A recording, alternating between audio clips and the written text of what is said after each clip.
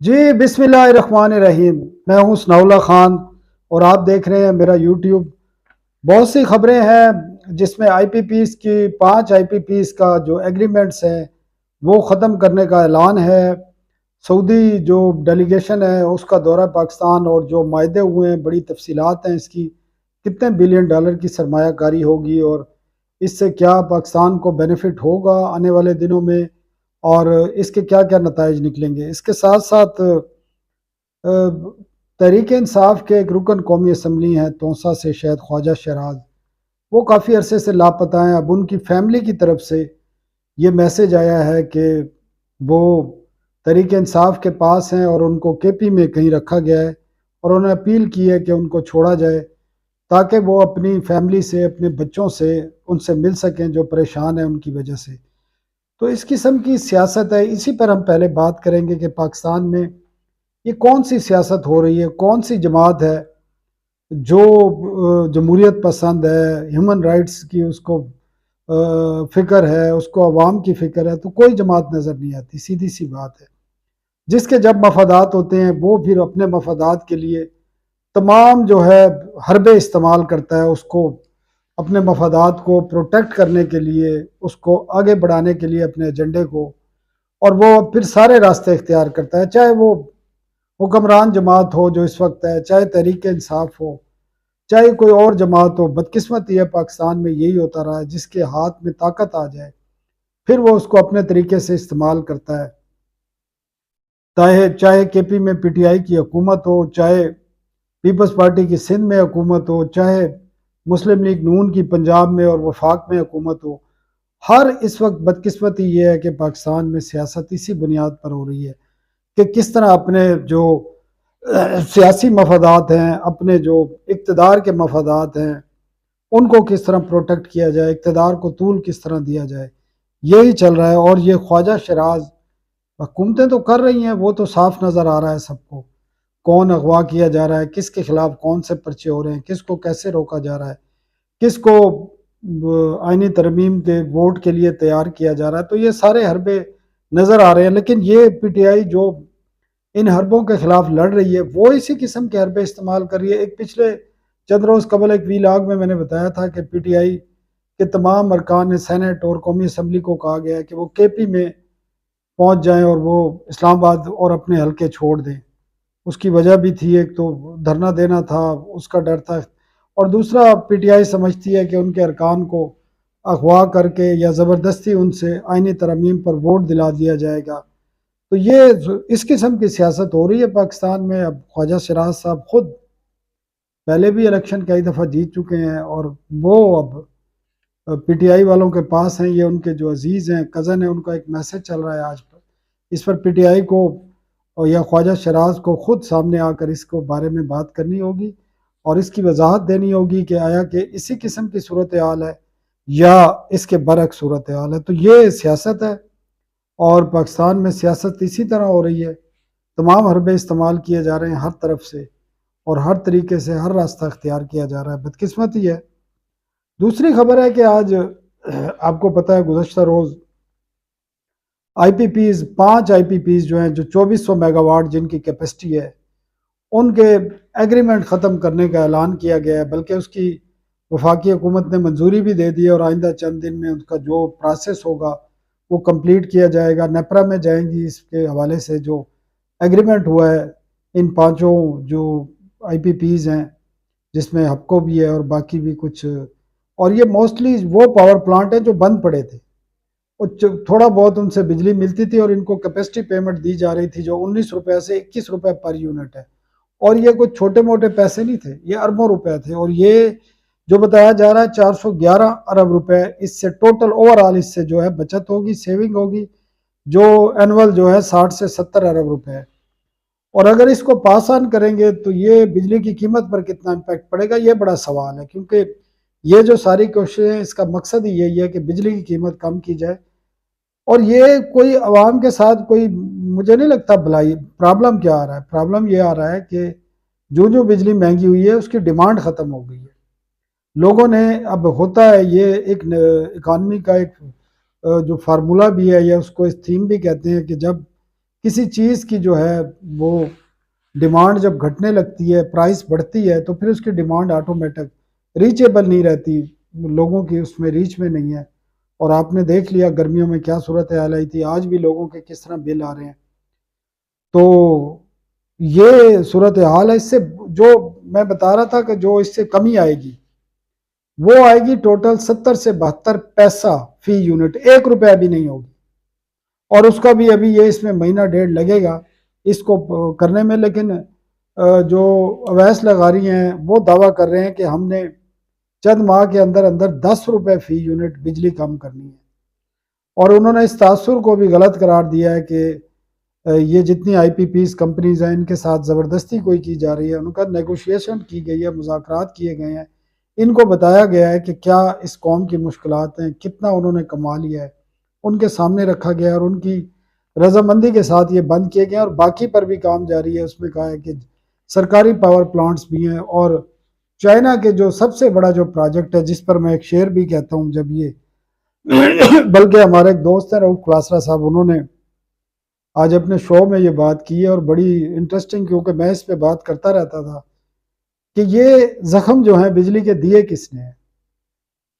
1993 کی policy, power policy جس کے تحت آئی پی پیز لگے، وہ پیپلز پارٹی تھی۔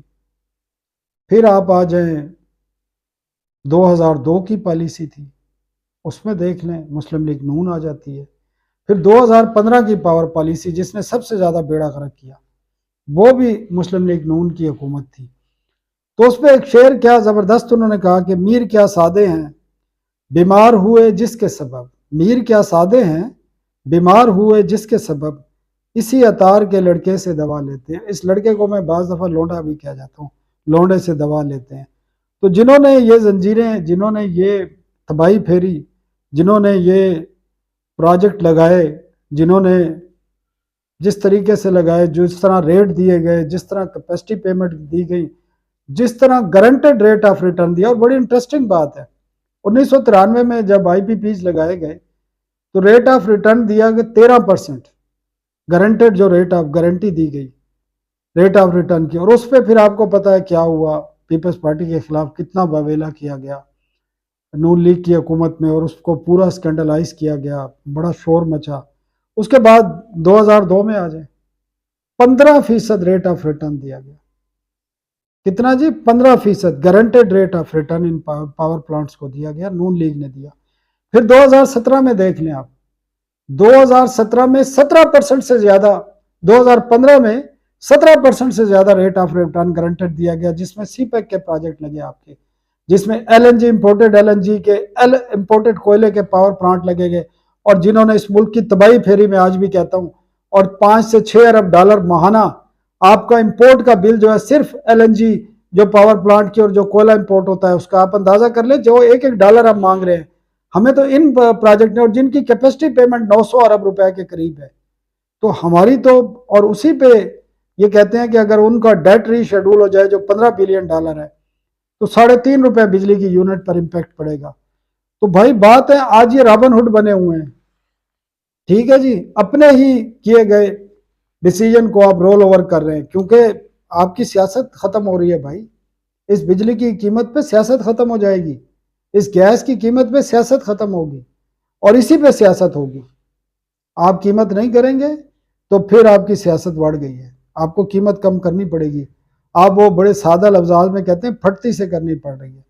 چلو کسی طریقے سے تو آپ عوام کے انٹرسٹ پہ آئے، خدا کا تو ادا کر کے عوام کا انٹرسٹ کہیں تو نظر آیا، تو یہ بھی بڑی بات ہے۔ اب رابن ہوڈ بن جائے، لیکن اچھا ہے، عوام کو فائدہ ہوگا، اور فائدہ ہونے جا رہا ہے جس طریقے سے کام ہو رہا ہے۔ اور اس میں فوج بھی، کیونکہ یہ مذاکرات پنڈی میں ہو رہے ہیں، اسلام آباد میں نہیں ہو رہے، بیوروکریسی کو دور رکھا گیا اس سے۔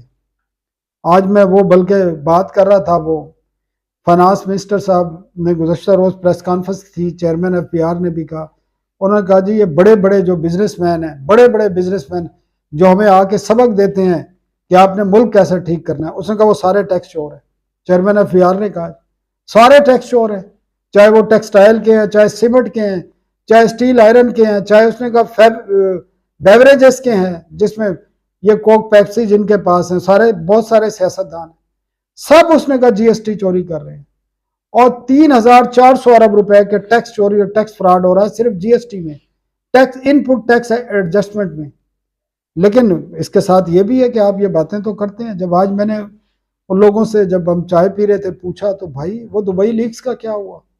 بڑے بڑے لوگوں کی پراپرٹیز آئی تھی دبئی میں، کسی کے پاس کوئی جواب، کسی کو کوئی نوٹس نہیں دیا، ایک بھی بندے کو، جس میں کئی آپ کے فوج کے لوگ بھی شامل تھے، محسن نقوی صاحب شامل تھے اور کچھ سیاستدان شامل تھے، کسی کو نوٹس نہیں دیا۔ آج مجھے ایک ممبر نے بتایا آف دی ریکارڈ کہ کسی بھی شخص کو نوٹس نہیں دیا گیا، نہ پوچھا گیا کہ دبئی کی پراپرٹیز آپ نے کہاں سے خریدی۔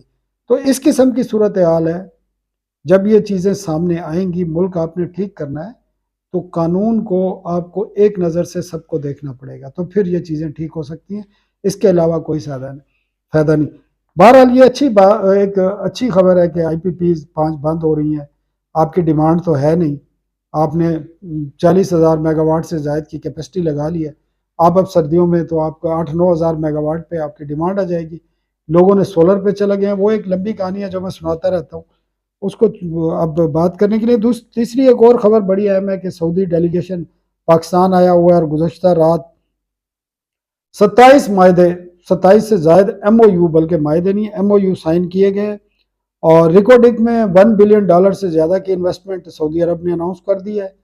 وہ اس کے سٹیک خریدے گا، شیئرز خریدے گا۔ اس کے علاوہ ایگریکلچر ہے، مائننگ ہے، ٹورزم ہے، مختلف پروجیکٹ ہیں جس میں سعودی انویسٹمنٹ کریں گے، اور یہ پاکستان کے لیے فائدہ ہے، پاکستان کو قرض، لیکن ان میں جی ٹو جی معاہدوں سے اجتناب جتنا کیا جائے بہتر ہے۔ یہ بی ٹو بی ہونے چاہیے، business to business, private sector اس میں انوالو زیادہ ہونا چاہیے۔ حکومتی سطح پر پھر حکومت بلیک میل ہوتی ہیں اور ایسی شرائط مان لیتی ہیں جو بعد میں پھر ہمارے لیے زنجیریں بن جاتی ہیں۔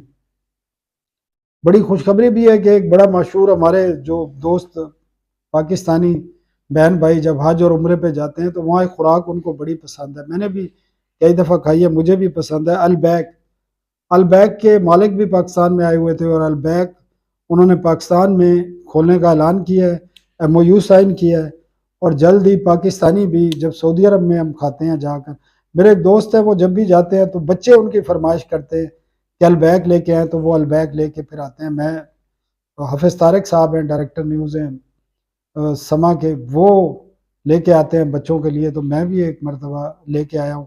تو چلو یہ پاکستان میں البیک بھی آ جائے گا، اچھی ایک کوالٹی اور ایک ڈیلیشیس فوڈ پاکستانیوں کو دستیاب ہوگا۔